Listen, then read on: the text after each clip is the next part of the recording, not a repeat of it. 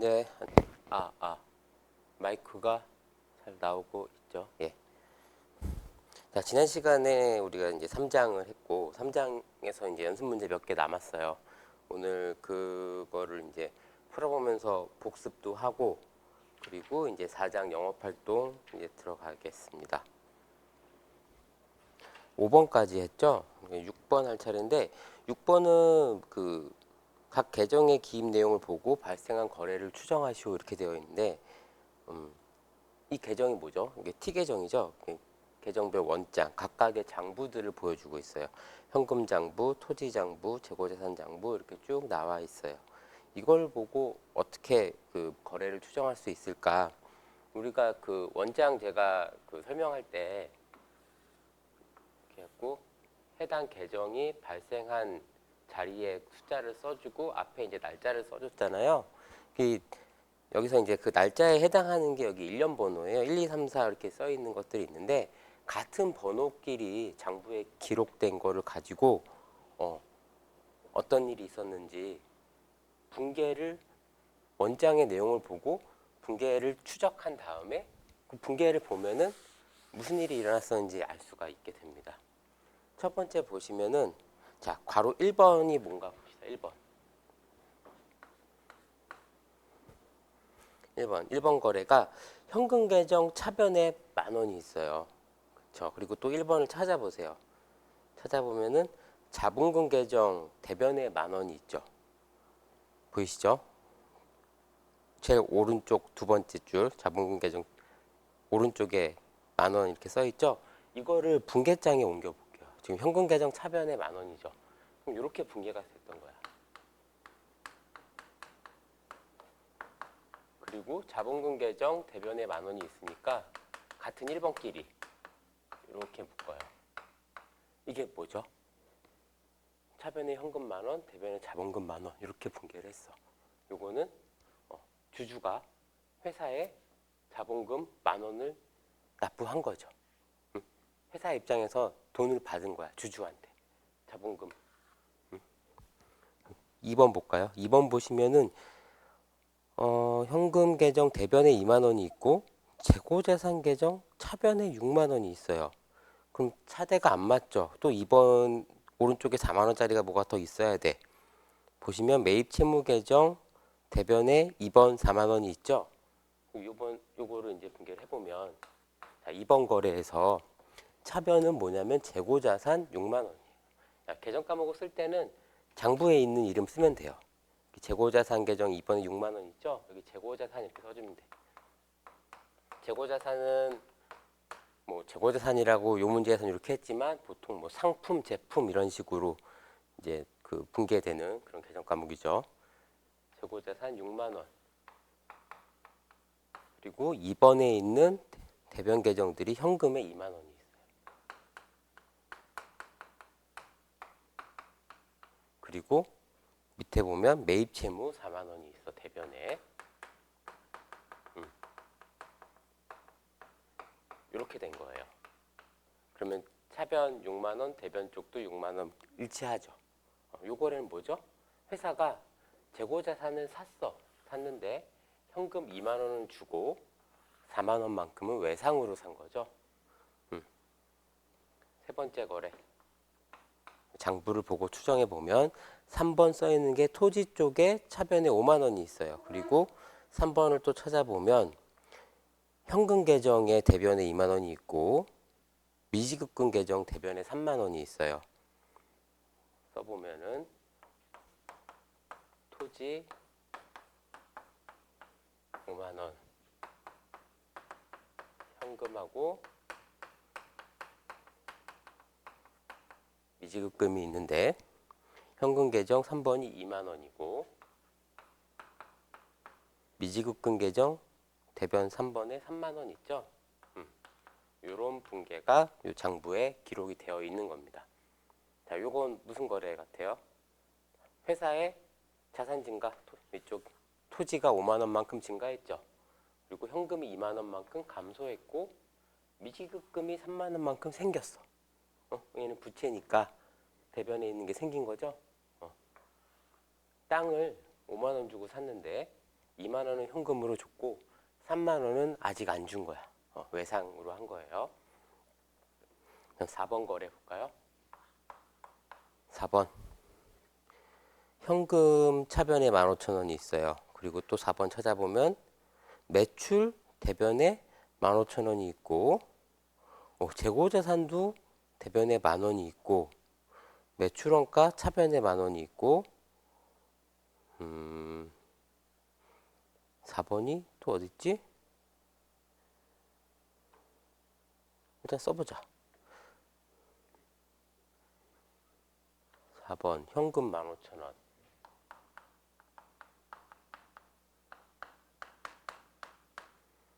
차변에 있는 거 써볼게요. 4번도 차변 찾아보면은 매출원가 10,000원이 있어요.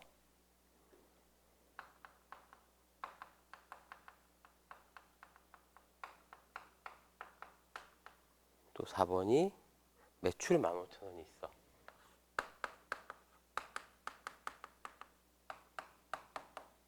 이거네. 그 다음에 재고자산에 10,000원 있죠?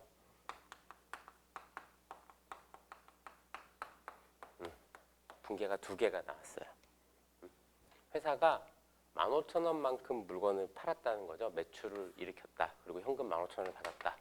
그리고 요 15,000원 매출을 일으킨 거는 10,000원짜리 재고자산을 판 거예요. 10,000원짜리 재고자산을 판 거를 매출원가 10,000원 이렇게 기록을 해준 거예요. 이거 지난 시간에 요 매출과 관련된 분계 기억나죠? 요거를 그냥 이론적으로 생각해보면 이렇게 할 수 있다고 했었죠.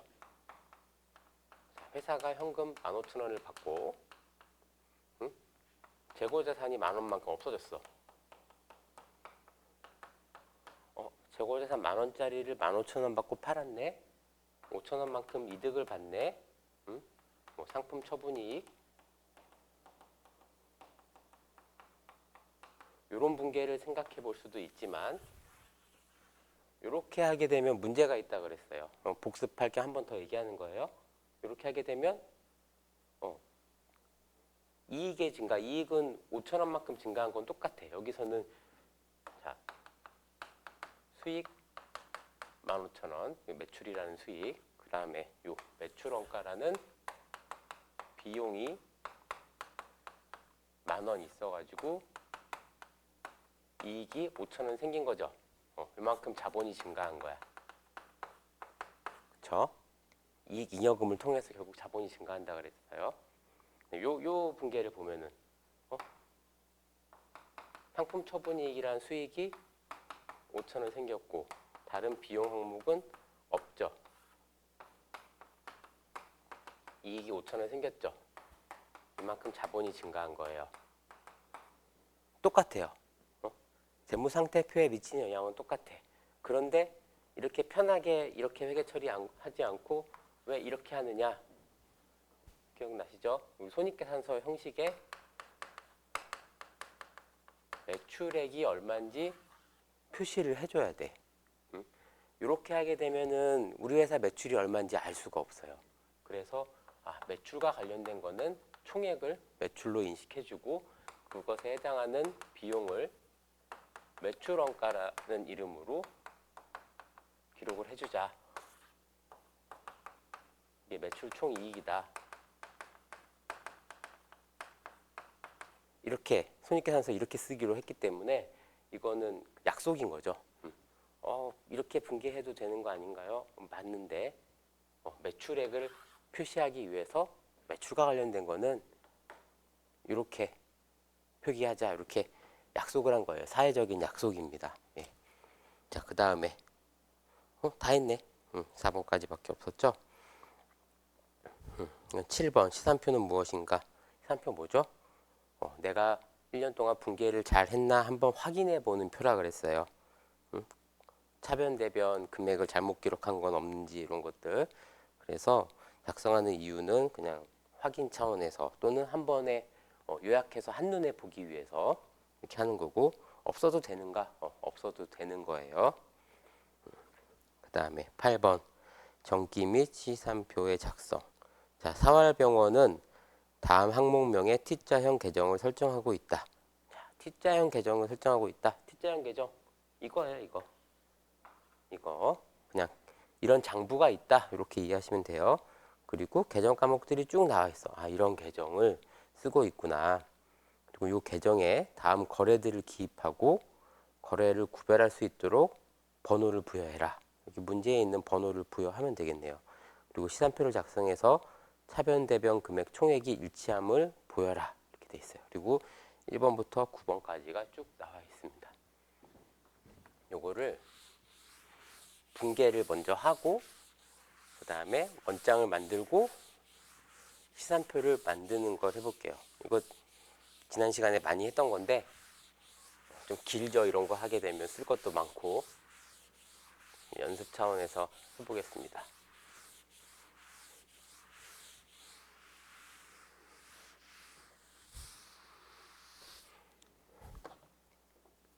내용이 많을 것 같아서 저쪽 왼쪽부터 쓸게요. 자, 첫 번째 분계 1번 12월 1일자로 병원을 설립하고 출자된 납입금 1,000만 원을 오목은행에 병원 명의로 개설된 당좌예금 계좌에 입금했다. 되게 이 책의 단점이에요. 단점. 예? 이 회계를 교양으로 이제 설명하는 책임에도 불구하고 굳이 당좌예금이라는 말을 써서 막 학생들을 혼란스럽게 하는데 제가 설명을 해드리겠습니다. 그냥 예금, 보통 예금하고 똑같은 그런 예금이다라고 생각을 하시면 되고요. 일단은 요 문제 풀고 나서 설명해 드릴게요. 그 다음에 회사가 당좌예금이라는 계정을 쓰고 있다라고 보기에서 줬으니까 계정 과목을 당좌예금 이렇게 쓸게요. 당좌예금이 뭔지는 또 설명을 하겠습니다. 당좌예금 1,000만 원이 입금된 거죠.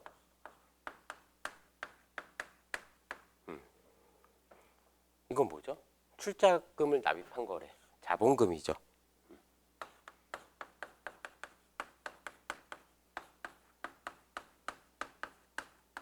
1,000만 원을 납입하면서 병원을 설립한 거예요. 이 문제 조금 이상한 게 한두 개가 아니에요. 자, 이름부터가 이상하죠. 사활병원 주식회사. 병원 주식회사 할 수 없어요. 병원은 비영리법인입니다. 근데 그냥 예제니까. 그리고 주식회사라고 했기 때문에 자본금 이렇게 쓴 거예요. 정말로 비영리법인 같은 경우에는 자본금이란 말이 없어요. 출자금 내지는 출연금 이렇게 표현을 합니다. 그냥 회사라고 가정을 할게요. 그 다음에 이번 12월분 임차료 50만 원을 당좌 수표를 발행해서 지급했다. 당좌 수표를 발행해서 지급했다. 당좌 수표를 발행하면 당좌 예금이 감소하게 됩니다. 당좌 예금 50만 원이 감소했고 이게 임차료래요. 임차료라는 계정 우리 쓰고 있죠? 보기에 있어요. 임차료.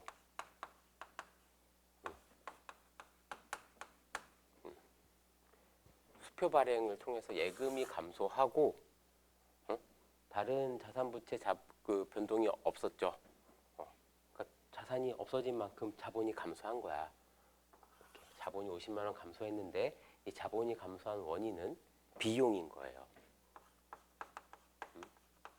비용이 증가하면 차변에 적어준다 그랬죠. 당좌예금에 대한 궁금증이 막 계속 생기고 있는데 이거 하고 나서 설명을 드리겠습니다. 그 다음에 흑백 상사로부터 사무용 비품 340만 원을 외상으로 구입했다. 비품. 우리 보기에서 사무용 비품이라고 했으니까 똑같이 쓸게요.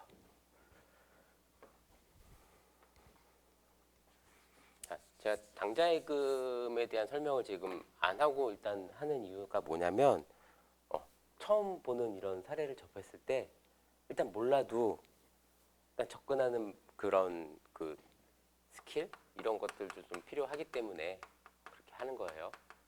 보기에 이렇게 있으니까 이런 거구나. 비품을 340만 원 외상으로 구입했대요. 자, 미지급금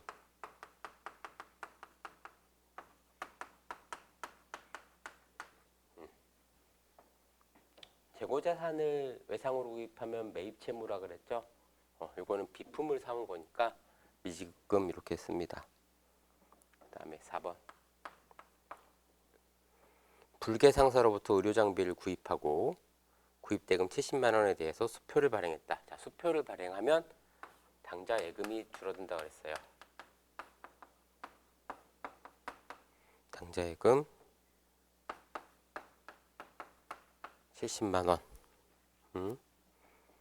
그리고 의료장비라는 개정 과목이 있네요.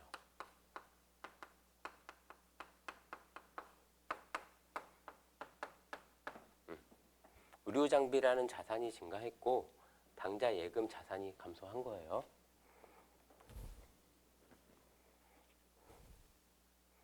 (5번) 이미생 고객에게 진찰료 480만 원을 청구하고 이를 장부에 기록했다.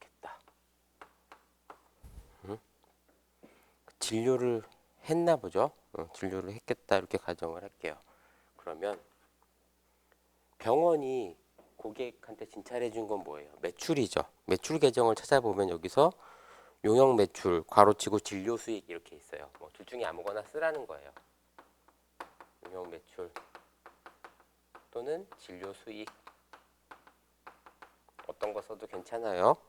이렇게 해서 480만 원 매출이 증가했어요. 그리고 아직 돈을 받은 게 아니고 청구했다 그랬죠? 매출 채권이겠네.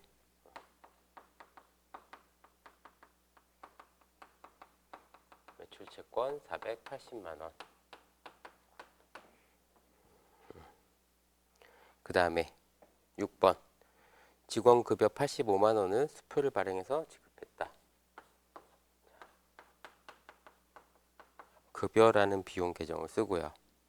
85만 원. 수표를 발행해서 지급했다. 당좌 예금이 감소하게 됩니다.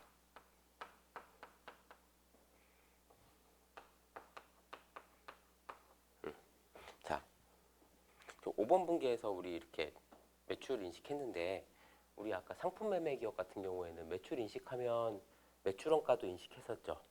근데 병원은 어떨까? 자, 상품 매매 기업이 매출원가를 인식하는 이유는 매출을 하면서 내 자산이 없어졌기 때문에 그 분기를 또 해주는 거예요. 응? 근데 이거는 어떤 재화를 공급한 게 아니고 용역을 제공한 거죠. 진료 행위. 의사가 진료를 하면서 뭐 뭘 준 게 아니잖아요. 그렇죠? 그래서 이거는 매출원가가 따로 없어요. 응? 그렇게 이해하시면 됩니다. 그다음에 7번. 3번에서 발생한 비품의 예상 매입액 중에서 120만 원을 수표를 발행해서 지급했다. 자, 7번 보시면 3번 상무치고 요거 340만 원. 요거 중에서 120만 원 지급했대요. 그러면 수표 발행해서 지급했으니까 당좌 예금이 줄어들어요. 당좌 예금이 120만 원 감소했고 미지급금 갚은 거죠. 미지급금 부채가 120만 원만큼 없어집니다. 내가 갚았으니까 더 이상 부채가 아닌 거죠. 이만큼은. 8번. 5번 고객에게 청구한 진찰료 중에서 280만 원 현금으로 회수해서 당좌예금 계좌에 입금했다. 이거는 2단계인데 분계가 2단계인데 여기 지금 우리 계정 과목에 현금 계정이 없어요. 근데 일단 써볼게요. 2단계로 나눠서 한번 써볼게. 현금을 받았어. 280만 원을. 그러면 요 5번 요때 발생한 매출 채권 480만 원 중에서 280만 원이 없어진 거죠. 매출 채권이 280만 원만큼 없어졌어. 그리고 이 현금을 바로 당좌예금 계좌에 입금했대. 현금 280만 원이 없어지면서 당좌예금이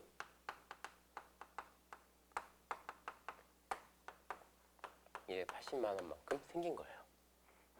근데 우리 지금 요 현금이라는 계정이 지금 회사에서 설정하고 있는 게 안 보이죠?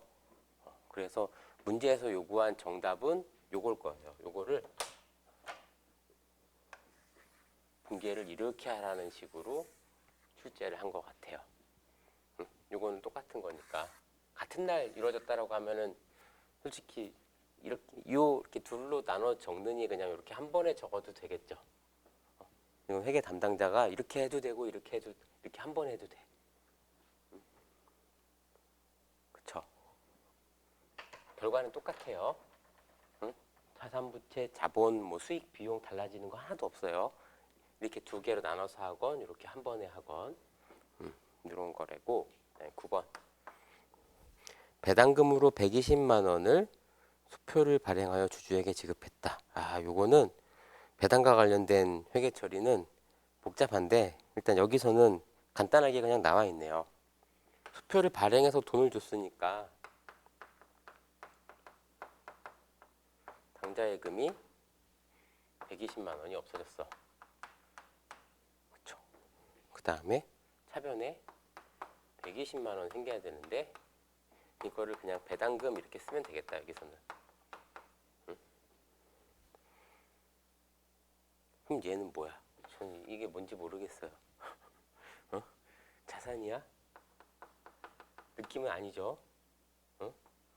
부채야? 자본이야? 비용인가? 뭘까요? 이건 확실히 아니고 이건데 이게 회계를 여기 수업 듣는 학생들 중에서 회계를 따로 회계 원리 같은 걸 공부해본 학생이 있을 수도 있어요. 그럼 이분께 되게 이상하게 느껴질 거야. 우리는 이제 재무활동 쪽에서 이제 자본을 배우게 되면은 이해를 하게 되는데요. 이런 분계는 존재할 수 없는 분계예요. 근데 문제에서 이렇게 고를 수 있는 게 이거밖에 없어서 이걸 이렇게 썼는데 실제로 배당을 하게 되면 어떻게 되냐면 이런 걸 해요. 배당을 하게 되면 배당이 뭐예요? 벌어들인 이익을 주주한테 돌려주는 거죠. 그러니까 회사가 벌어들인 이익은 지난 시간에 장부 마감할 때 우리 봤잖아. 결국에 손익계산서 작성하고 나서 집합손익계정을 타면서 수익 비용이 싹 다 없어지고 그 집합손익에 있는 게 이익잉여금으로 가서 그 이익잉여금이 재무상태표에 자본 항목으로 딱 들어간다 그랬죠. 그 이익잉여금이 자본이니까 대변이에요. 근데 이익잉여금 벌어들인 것 중에서 배당으로 쓰는 거야. 120만 원 배당한다고 하면은 이렇게 되는 거야. 차변에 이익잉여금을 줄여줘. 이걸 언제 하냐면 주주총회에서 이 결의를 해요. 주주총회에서 자 이익잉여금 배당 120만 원 합시다. 하면은 이렇게 결의하는 날 이익잉여금 120만 원 딱 줄여줘. 그리고 그때 미지급 배당금이라는 부채를 만들어주는 거야. 주주한테 120만 원 줄 돈이 생겼어. 주총 결의를 하면서 자본 감소, 부채 증가 이런 분계가 생겨요. 결의했어. 결의하면 바로 돈 주나요? 아니죠. 좀 며칠 있다 주죠. 돈 줄 때 이때 현금을 주는 거야. 요 예제 같은 경우에는 뭐 당좌예금이 되겠죠. 당좌예금 계정을 줄여서 뭘 하겠죠. 120만 원을 줘. 주면서 미지급 배당금이라는 부채를 없애주는 거예요.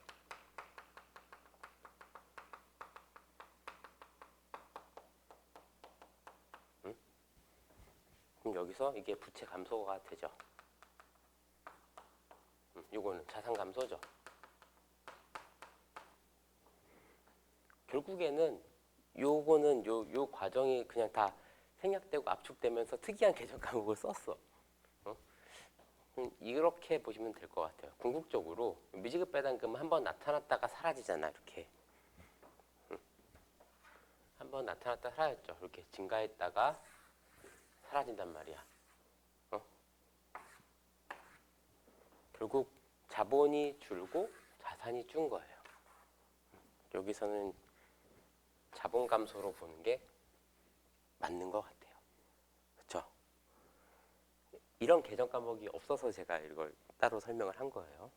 혹시나 오해할까 봐. 재무 활동을 배우고 나면 요거는 이제 이런 걸 배울 거예요. 자, 일단 붕괴는 다 했어. 붕괴는 다 했으면 문제 요구사항이 뭐죠? T 계정 만들고 시산표까지 만들어라 이거잖아요. 그러면 요건 어떻게 할까? 일단 요걸로 갈게요. 그냥.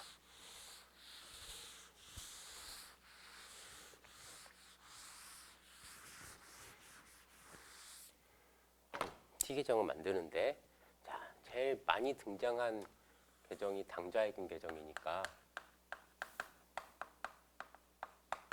얘는 좀 크게 만들게. 당좌예금 크게 만들고, 그 다음에 자본금 계정이 있었고,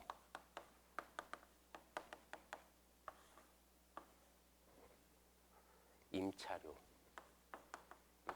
자, 이 T 계정을 만들 때는 붕괴가 된 계정 과목들마다 다 생긴다고 보시면 돼요. 사무용 비품,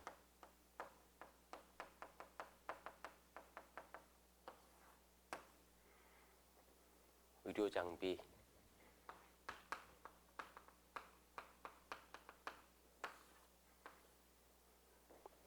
그 다음에 매출 채권,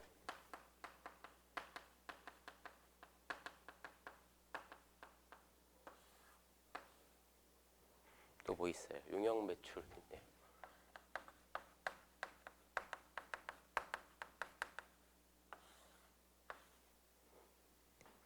급여,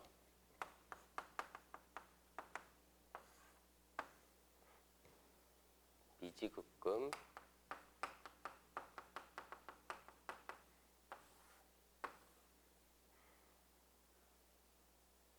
배당금 이렇게 있네.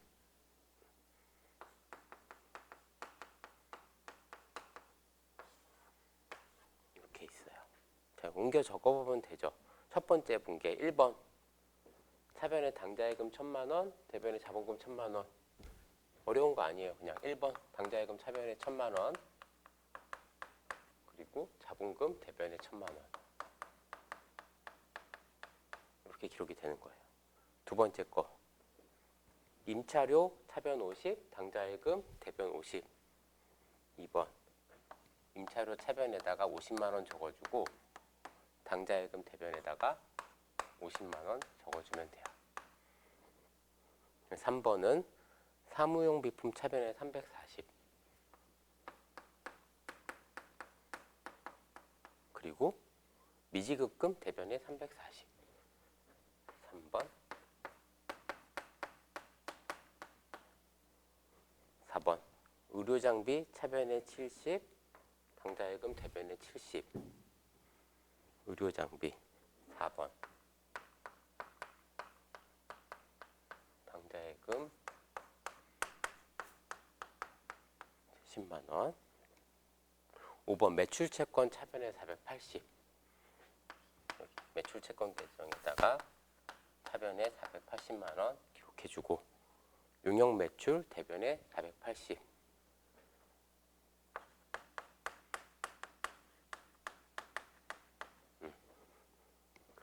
그 다음에 급여 85만 원. 6번 차변에 급여 85만 원. 당좌예금 대변에 85만 원.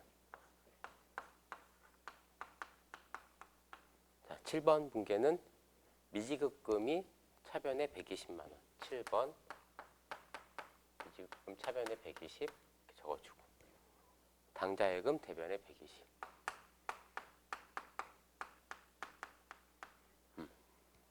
8번은 자, 이렇게 압축된 걸로 할게요. 매출채권 대변에 280.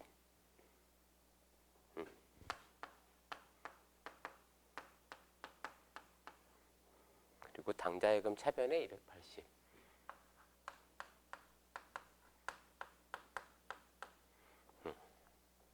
자, 9번 배당금 차변에 120만 원.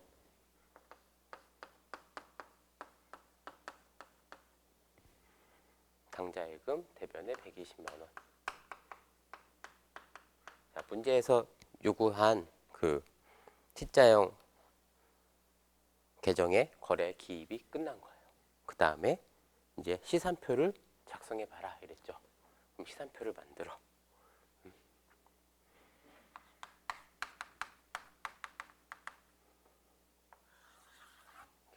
되는데, 자, 당좌예금 계정이 있고, 이렇게 이거를 합계잔액 시산표 형식으로 해볼게요. 그러면 계정 과목을 써주고 이쪽에 차변 합계,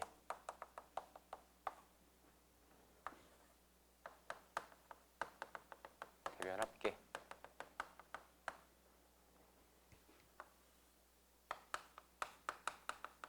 차변 잔액, 대변 잔액을 이렇게 기록할게요. 이거 완전 복습이에요 지금.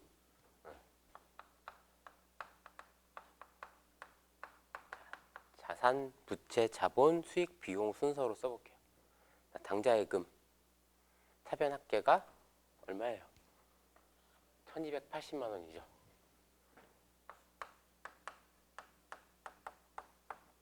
대변 합계가 더해보면 되겠죠.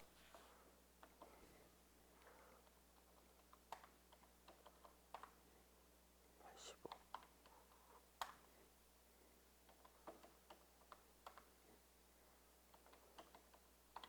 445만 원.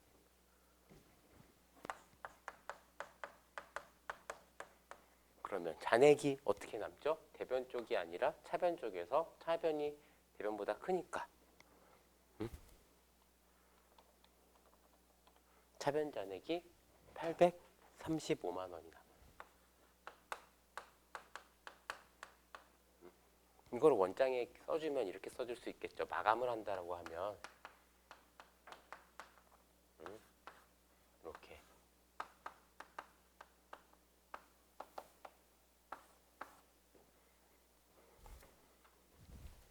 이렇게 한다고 했죠. 차기 2월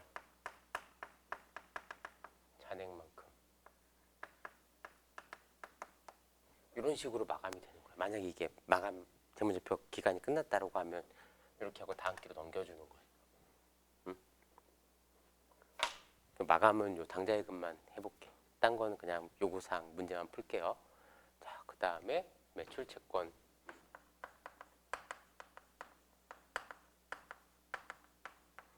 또 자산 뭐 있죠? 이거 했고 매출채권 있고 의료장비랑 사무용 비품 있네요.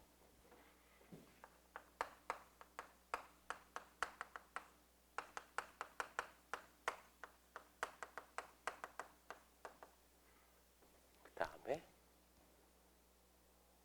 부채는 미지급금,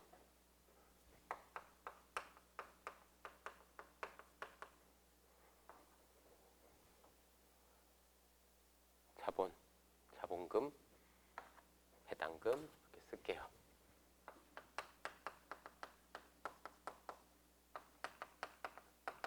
좀 이상하지만 배당금 쓰고 그 다음에 수익 비용 쓰면 되겠지. 수익 용역 매출.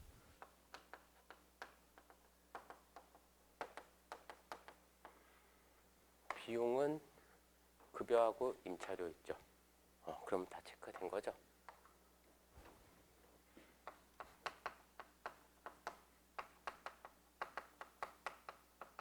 문제가 길진 않아요. 자, 매출채권 계정 보면 차변 480만 원, 합계 금액이 대변 합계가 280이죠. 그럼 잔액이 차변에 200만 원 남겠죠. 의료 장비는 차변에 70만 원. 대변이 없으니까 그대로 얘가 차변 잔액이 되죠. 사무용 비품도 차변에 340만 원. 합계 금액이 대변 합계 없고 잔액이 차변 340이 되겠죠. 미지급금 차변 잔액이 120, 대변 잔액이 340. 자, 잔액이 어떻게 나와요?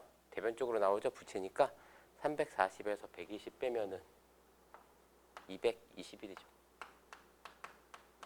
차변 잔액은 없고, 자본금 대변 잔액 1,000만 원. 합계 대변에 분계된 게 1,000만 원이고 잔액이 1,000만 원이에요. 배당금 차변에 120만 원 분계됐어요.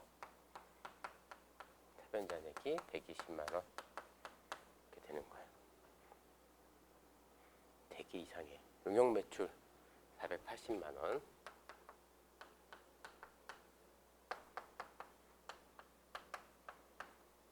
이렇게 되죠. 급여는 차변에 85만 원. 임차료는 50만 원.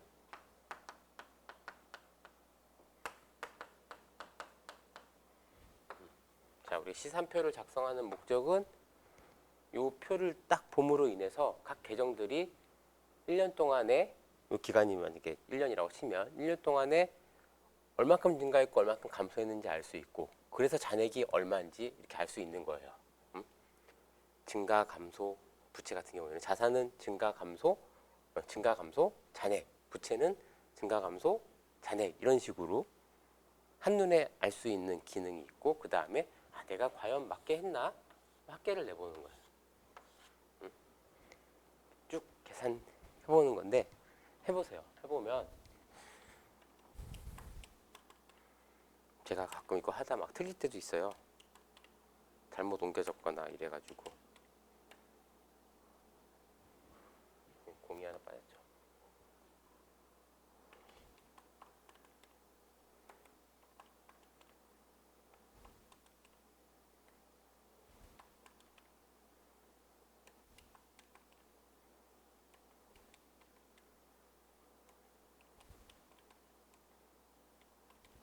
자, 차변 합계를 해보니까 25, 450, 000 나와요. 그럼 대변 합계도 요 금액 나와야 되거든요.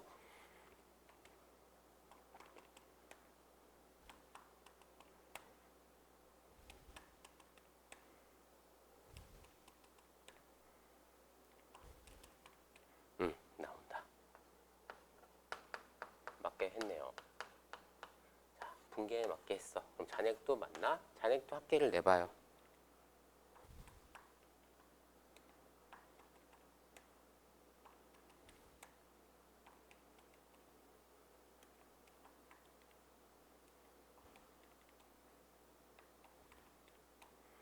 $1,700만.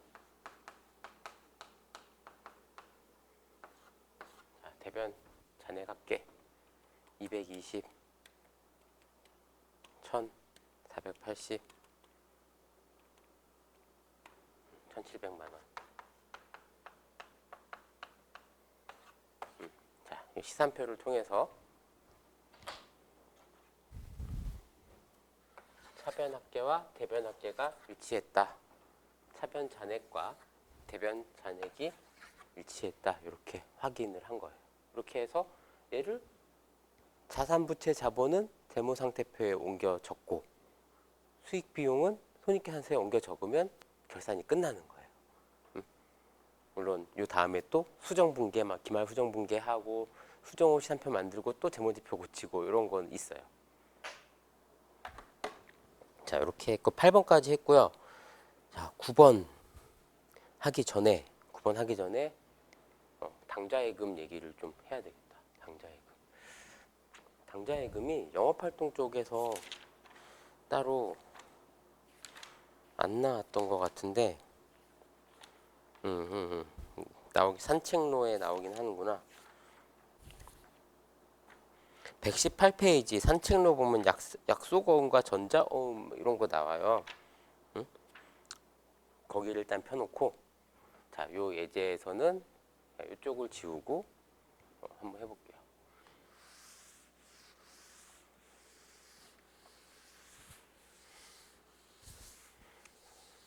당좌예금은 저는 회계사 생활을 제가 거의 20년 가까이 지금 하고 있는데, 한 17년째 지금 하고 2004년부터 제가 했으니까 2004년, 2005년 딱 그때까지만 구경해 본 것 같아요. 없어진 건 아니에요. 없어진 건 아닌데 회사가 이렇게 사용 빈도가 많이 줄었죠.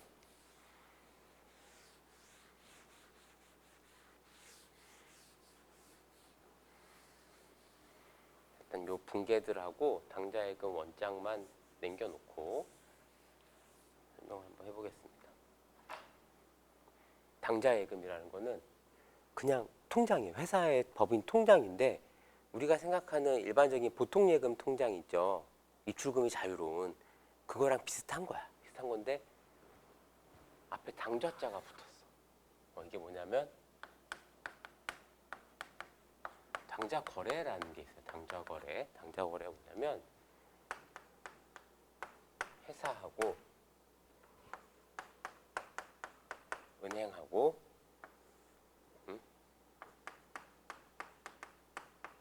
당좌거래 약정이라는 걸 해요. 그러면 이 은행이 보통은 당좌거래 약정을 한 은행이 이 회사의 주거래 은행이 돼요. 주거래 은행이 되고 당좌거래가 뭐냐면 옛날에는 그러니까 요즘은요 우리 막 물건 사고 할 때 현금 가게 가서 현금을 주고 사기도 하지만 뭐 카드를 긁을 수도 있고 인터넷으로 주문할 때 그냥 뭐 계좌이체를 하거나 신용카드 결제 뭐 이런 거 하잖아요. 요새는 그 인터넷 뱅킹이 돼 있으니까 거액의 돈을 송금하는 게 아무 문제가 없었어요. 아무 문제가 없어요. 지금은. 근데 이 인터넷 뱅킹이 언제부터 생겼냐면 2000년 정도? 2000년 후반? 우리나라가 막 인터넷이 급격하게 발달된 게 막 98년도에 막 스타크래프트 1998년도 그쯤에 이제 스타크래프트 막 이런 게임이 뜨면서 PC방들이 생기고 초고속 인터넷이라는 게 생기고 인터넷으로 뭔가를 하는 게 자유로워졌어요. 그쵸? 요새는 막 스마트폰으로도 뱅킹 다 하죠. 되게 쉽단 말이야. 근데 이게 불과 시작한 게 한 2000년 정도밖에 안 돼요. 그럼 그전에는 어떻게 했어요? 회사하고 거래할 때 돈을 줘야 돼. 이런 거 생각해 볼까요? 재고자산을 구입한다. 재고자산 구입. 자, 우리 예제에서는 상품을 10,000원어치 사왔어요. 이런 식으로 하잖아요. 뭐 현금 10,000원. 근데 우리 이 상기업이 상품을 매매하는 상기업 어떤 회사라 그랬죠? 이마트나 하이마트 뭐 이런 회사들이잖아. 10,000원어치씩 살까요? 아니죠. 한 1억 원어치씩 산단 말이야. 못해도 몇 천만 원 막 이런 식이야. 거래하면은. 이렇게 되면 영업사원이 마트 영업사원이 어떤 뭐 라면을 1억 원어치를 창고에 갖다 놓고 싶다라고 하면은 라면 주문하러 가서 농심에 가가지고 1억 원 현금을 이렇게 줘야 되는 거야. 그렇게 되면 요새는 5만 원권이라도 있지만 그때는 5만 원권도 안 나왔었거든요. 5만 원권이 한 2009년, 10년 막 이때 나온 것 같은데 이런 거래가 불가능하겠죠. 그럼 어떻게 해야 돼? 이따가 줄게요. 은행에서 송금해 줄게요. 라고 해도 은행의 창구에 가서 막 이런 거 다 적어야 돼. 적어가지고 해야 돼요. 그러면 이 회사에서는 돈이 언제 들어오는지 확인을 하고 얘가 줄지 안 줄지도 모르는 상태에서 물건을 내줘야 돼 말아야 돼 막 이런 불편함이 생기겠죠. 응? 사정은 이해가 돼. 현금 1억을 어떻게 들고 와? 그래서 이 당좌거래라는 게 생긴 거예요. 당좌거래가 뭐냐면 당좌거래 약정을 하게 되면 회사는 수표를 발행할 수가 있어요. 수표를 발행할 수 있어. 수표를 발행할 수 있는데 여러분들 이제 수표를 구경해 본 사람도 있을 거예요. 수표는 이렇게 생겼어요.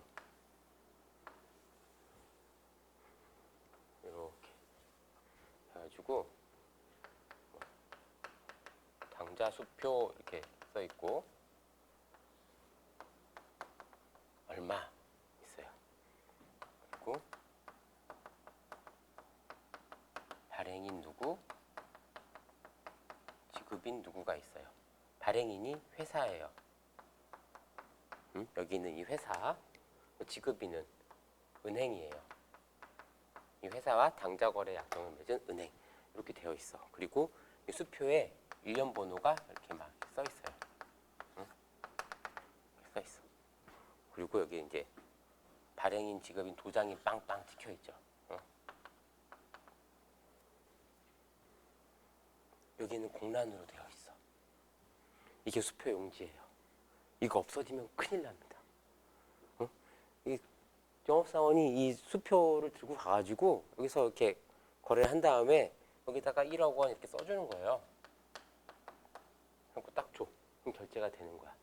영화 같은 거 보면, 외국 영화 보면 이런 거 뭐 수표에 손으로 써갖고 딱 주는 거 본 적 있죠. 그런 거예요. 우리나라에서도 다 그렇게 했었어. 옛날에 다. 이렇게 하는 거야. 이렇게 하면 이 수표를 주게 되면 이 회사하고 은행은 당좌거래 약정이 되어 있기 때문에 이 수표를 가진 사람은 언제든지 이 은행 가서 이 수표를 내밀면 은행에서 이 회사 당좌예금 계좌에 있는 돈에서 이 돈을 찾아갖고 주는 거예요. 그러면 이 당좌예금 계정이 생겨요. 당좌예금 요 계정이 이렇게 생겨. 은행 가서 당좌거래 약정을 하면, 그리고 여기다 회사가 돈을 넣어놔. 돈을 넣어놓으면 거래처에서 이 수표를 갖고 은행에 가서 청구를 하면은 은행에서 여기서 빼서 주는 거야. 빼서 주는 거예요. 이게 수표예요. 그래서 회사가 요 예제에서도 당좌 수표를 발행했다, 수표를 발행해서 지급했다라고 하면 돈을 준 건 아니야. 아직 내 예금에서 나간 건 아닌데 수표를 발행해서 줬어. 그럼 이 수표를 가진 사람은 언제든지 은행에 가서 청구하면 돈이 빠져나가거든요. 그러니까 회사에서는 수표를 발행하는 순간 내 예금은 없다고 보는 거야. 수표를 발행했으니까 얘가 지금 당장이라도 가서 찾아갈 수 있고, 뭐 한 달 동안 안 찾아갈 수도 있어요. 근데도 이 당좌 예금을 줄이는 회계 처리를 해야 돼. 나한테는 없는 거야, 이미. 제가 아직 안 가져갔을 뿐이지 나한테는 없는 돈이에요. 잔고가 부족한 상태에서 수표를 발행했다, 딱 청구하면은 은행에서 줄 돈이 없죠. 그럼 지급 거절이 돼요. 지급 거절. 그거를 이 수표가 지급 거절되면은 그거를 부도라고 하는 거예요. 부도. 우리 어떤 기업체가 망했다 막 이럴 때 그냥 부도 났다 이런 표현들 많이 쓰잖아요. 부도라는 게 원래 이런 수표 거래. 수표 거래에서 조금 이따 어음 얘기도 할 건데, 어음 수표 거래가 은행에서 지급이 안 되면, 이 회사에 돈이 없어서 지급이 안 되면 그거를 부도라고 하고, 이 수표를 부도 수표라고 그래요. 자, 이 수표가 부도가 되면 어떻게 되냐면, 돈이 수표를 발행할 때마다 당좌예금 계정 잔액을 줄여줘야 되거든. 그래갖고 내가 예금 잔액이 얼마 있는지 알고 그 한도 내에서 수표를 발행해야 돼요. 근데 내가 돈이 없음에도 불구하고 수표를 발행했어. 또는 이 수표를 발행할 때는 돈이 있었는데 다음에 다른 수표 막 발행을 생각하거나 뭐 이런 거를 안 해가지고 오버해서 발행하게 돼도 이렇게 문제가 생기죠. 이거는 뭐예요? 회사가 내 당좌예금 잔액이 없을지 몰랐어 하고 미안해 이렇게 할 수 있는 상황이 아니라, 수표를 발행할 때마다 당좌예금 잔액을 줄여줘야 돼.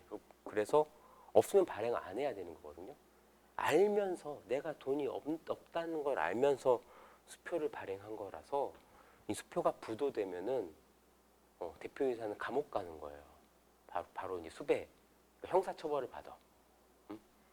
형사처벌 받고 뭐 사기죄가 성립이 되는 거죠. 이게 수표예요. 그러면 어음은 뭐냐면, 어음은 똑같이 생겼어. 똑같은 기능을 하는데, 당좌 어음 이렇게. 어음은 여기 하나가 더 추가돼. 만기, 년, 월, 일. 딱 만기가 있어. 수표는 언제든지 가서 청구하면은 돈을 줘야 되는 거고, 어음은 요 만기 시점에 가서 줘야지 돈을 주는 거예요. 그 외상으로 뭘 살 때 할 수가 있어요. 그 어음이 부도되면 수표가 부도된 것처럼 막 형사처벌을 받지는 않아. 어음이 부도되면 고의로 그런 게 아니니까 내가 나중에 갚으려고 했는데 못 갚은 거잖아. 채무는 지고 뭐 그에 대한 뭐 책임은 지겠지만 수표가 부도된 것처럼 막 형사처벌을 받는 단계까지는 안 가요. 응? 이런 게 어음이에요. 어음은 그러니까 당좌예금은 약간 현금 같은 것처럼 회계 처리를 해요. 우리 막 계속 뭐 현금이 얼마 들어왔다 나갔다, 보통 예금이 얼마씩 들어왔다 나갔다 이런 식으로 회계 처리했던 거랑 비슷한 느낌으로 계속 당좌예금이라는 계정을 써서 이렇게 분개를 했잖아요. 어음은 뭐예요? 나중에 줄 돈이야. 이게 그냥 매출채권, 매입채무, 미지급금, 미수금 막 이런 거야. 어음은. 그리고 우리가 보는 수표는 뭐냐면 이런 당좌 수표는 실제로 본 적 없을 거예요. 당좌 수표를. 이건 저도 회계감사 하면서 실제로 그때 이제 처음 구경을 했었고, 당좌 수표는. 여러분들이 보는 수표는 뭐냐면 자기압 수표라는 겁니다. 자기압 수표. 자기압 수표. 뭐 10만 원, 100만 원 막 이렇게 막 찍혀 있죠. 그건 손으로 안 쓰고 막 찍혀서 나오죠. 왜 그럴까요? 이게 수표 용지는 은행에서 주는 거거든요. 회사에서 받아다가 이렇게 쓰는 거야. 근데 자기압 수표는 금액이 찍혀서 나와. 왜 자기압 수표냐면 자기압 수표는 발행인이 은행이야. 발행인하고 지급인하고 같은 게 자기압 수표예요. 발행인 이꼴 지급인. 그 은행이 어떤 그 현금의 융통 이런 거의 편의를 위해서 자기가 직접 발행한 거야. 그러니까 발행하면서 금액을 그냥 찍어버리지. 100만 원권 몇 장 뭐 이런 식으로. 발행인하고 지급인이 같은 수표가 자기압 수표고, 요게 이제 여러분들이 구경해 봤을 법한 수표예요. 예전에는 수표 많이 썼어요. 5만 원권이 나오기 전에는 어른들 성인 경제활동하는 성인들의 지갑에는 10만 원권 수표도 몇 장씩 있었어요. 만 원짜리가 많으면 불편하니까. 요런 겁니다. 예. 문제에서 갑자기 당좌예금이 탁 튀어나와가지고 관련 설명을 하고 넘어갑니다.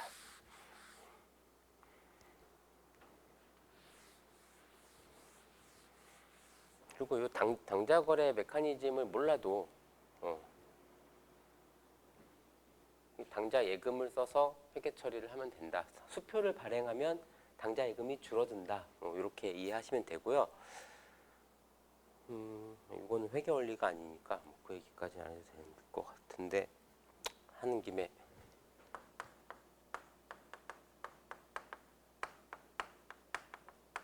당좌 차월이라는 것도 있어. 당좌 차월. 당좌 차월은 뭐냐면 당좌예금인데 회사가 당좌예금 계정에 돈이 없으면 부도가 나잖아요. 부도가 나잖아. 그래서 혹시라도 모를 그런 상황에 대비하기 위해서 은행하고 당좌 차월 약정을 보통 같이 맺어요. 이건 뭐냐면 돈이 없어도 은행에서 먼저 지급을 해주기로 하는 약정이에요. 대신 회사가 갚아야 돼. 그 이자가 발생하고. 마이너스 통장 아시죠? 똑같은 거예요. 마이너스 통장. 마이너스 통장처럼. 그 회사의 당좌예금 계정 잔액이, 당좌예금 통장이 마이너스 잔액이 뜰 때가 있어요. 이렇게. 이쪽이 더 큰 거지. 이렇게 되면은 이제 그 차월된 것만큼은 회계학에서는 단기 차입금으로 분류를 합니다. 부채로. 마이너스 당좌예금은 차입금이 되는 거예요.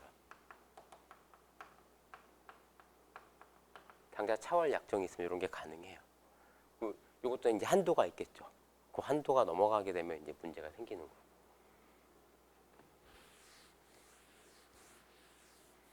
거예요. 우리 책에서는 아마 당좌예금 얘기가 지금 한번 나오고 안 나올 거예요.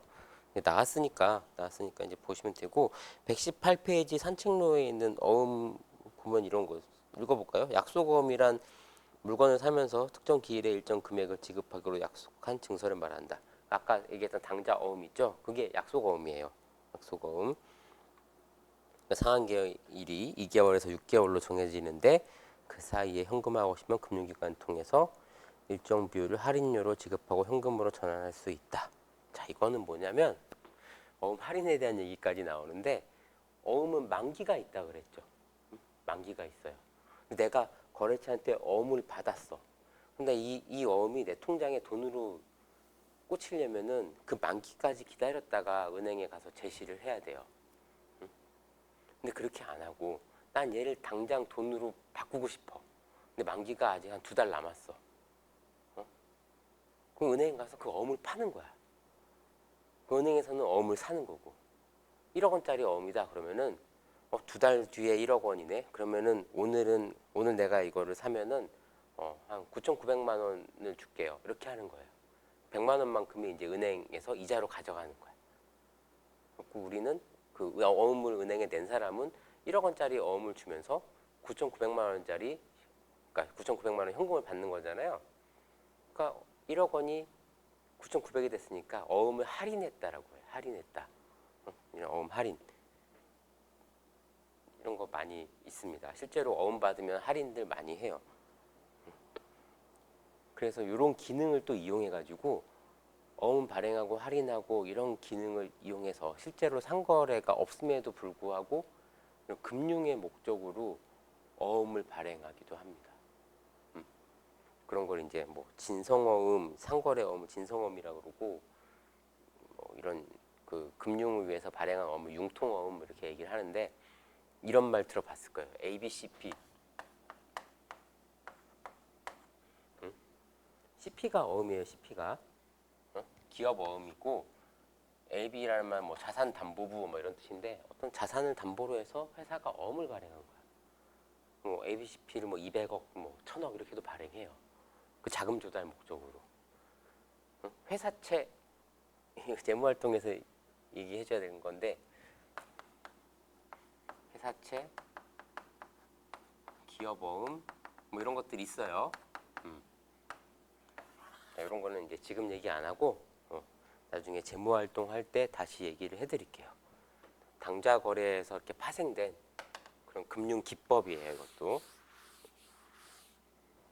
증권사에서 많이 하죠. 저런 거. 자, 그 다음에 다시 돌아가서 한 문제 남은 거 풀면 될 것 같은데 9번. 자, 보면 A하고 B가 자금을 투자하여 설립한 프런티어 주식회사에 X 4년 12월 31일 현재 원장의 계정 잔액이다. 재무상태표하고 X 4년 12월 31일 현재의 재무상태표와 X 4년 1년간의 손익계산서를 작성하시오. 이거는 되게 쉬운 문제인데 이 문제에서 묻고자 하는 건 그거예요. 자산부채 자본 항목과 수익비용 항목을 구분할 수 있느냐 이걸 물어보는 거거든요. 이 계정 과목을 보고 어떤 게 자산이고 어떤 게 부채고 자본이고 어떤 게 수익비용인지를 알아야 되는 거예요. 아직 계정 과목이 익숙하지는 않지만 그동안에 해온 여태까지 예제를 풀어본 경험 가지고 한번 분류를 해봅시다. 자, 보시면 재무상태표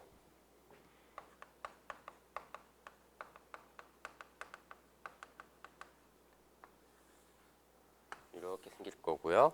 여기서는 X4년도 12월 31일이래요. 회사 이름은 여기 써 있죠. 프런티어 주식회사. 자, 자산 써주고 부채 써주고 자본을 이렇게 써주면 되겠죠. 자, 자산은 현금이 있어요. 100만 원. 예금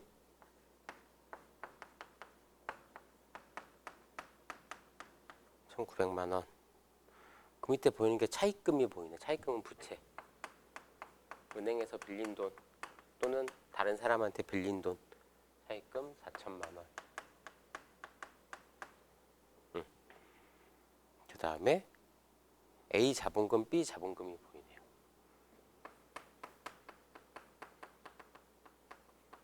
실제로 A 자본금, B 자본금 구분해서 적지는 않아요. 근데 문제가 이렇게 있으니까 적겠습니다. 3천만 원, 7천만 원.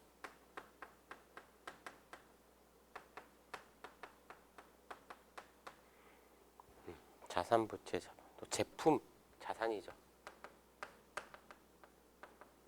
제품이 3천만 원.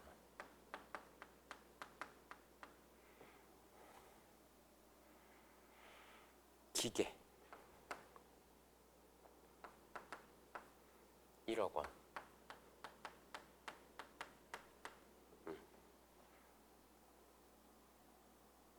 그 다음에 손익계산서. 손익계산서는 회사 이름이 프런티어 주식회사고 X4년도 1월 1일부터 X4년도 12월 31일까지 이렇게 써 있습니다. 그 다음에 매출액이 6천만 원. 매출 원가가 3,500만 원.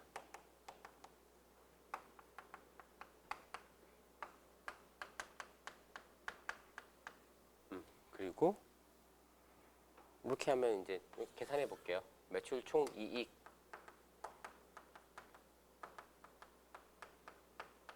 얼마예요? 2,500만 원. 그 다음에 이제 판매비와 관리비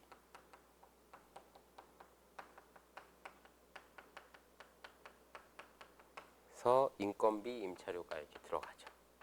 인건비, 임차료가 각각 1,000만 원, 500만 원.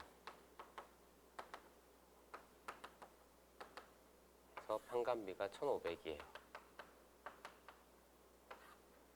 그러면 영업이익, 뭐 기타 수익 비용 이렇게 나오는데 다른 항목이 없으니까 그냥 얘가 당기순이익이라고 할게요. 2,500, 1,500 빼면은 1,000만 원이네. 자, 여기 차변합계, 자산합계가 얼마예요? 2천, 5천, 1억 5천.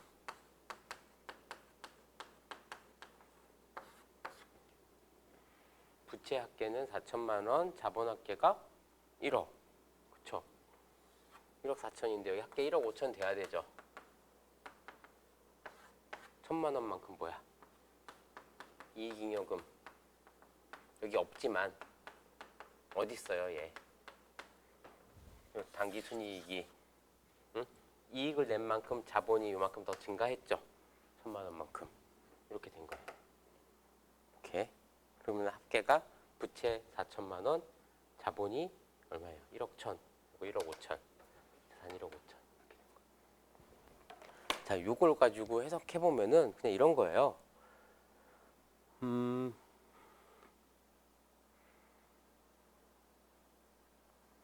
스토리를 만들어서 한번 얘기해 볼까? 이 회사는 X4년 만약에 1월 1일 날 설립했다라고 가정을 해보면 설립할 때 이런 식으로 시작했을 것 같아. 설립할 때 이게 추정이에요. 자본금을 A하고 B가 야, 우리 회사 만들자. 둘이 합쳐서 1억을 내서 만들자. 응? 그리고 돈도 좀 빌리자. 이렇게 해가지고 현금을 1억 4천만 원 가지고 1월 1일 날 이렇게 한번 시작을 해보자.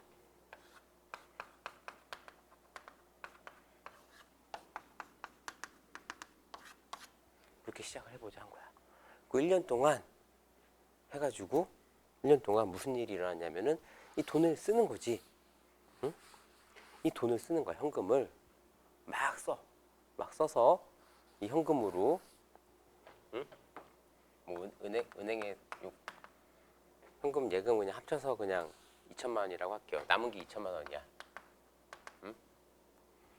이렇게 지금 2천만 원 남아 있잖아요. 이게 똑같은 거니까 2천만 원 남아 있는데 1억 4천을 가지고 현금 2천만 원을 남기고 뭘 했냐면 기계를 1억 원짜리를 산 거야.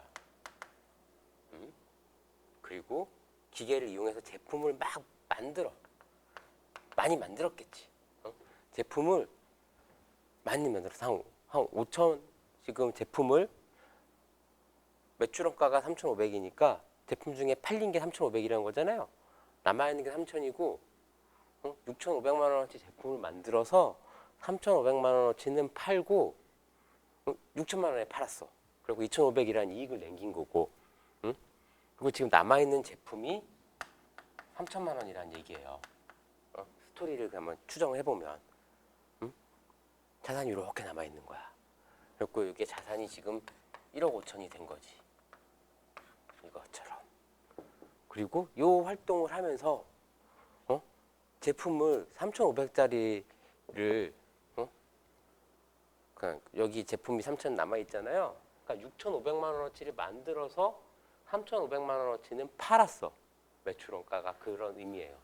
팔고 걔를 팔아 6천만 원에 팔아갖고 2,500이라는 이익을 남겼는데 이 이익을 남기기 위해서는 이런 비용을 쓴 거야. 1,500만 원이라는 비용을 쓴 거야. 응? 그래갖고 결국 1,000만 원이라는 이익을 남긴 거예요. 1년 동안 1,000만 원이라는 이익을 낸 거야. 이익잉여금. 이렇게 된 거예요. 자꾸 1억 5천 이렇게 된 거야. 그러니까 이 회사는 뭐 요 1년 전에 설립했다라고 가정을 해보면은 다시 바뀌었죠.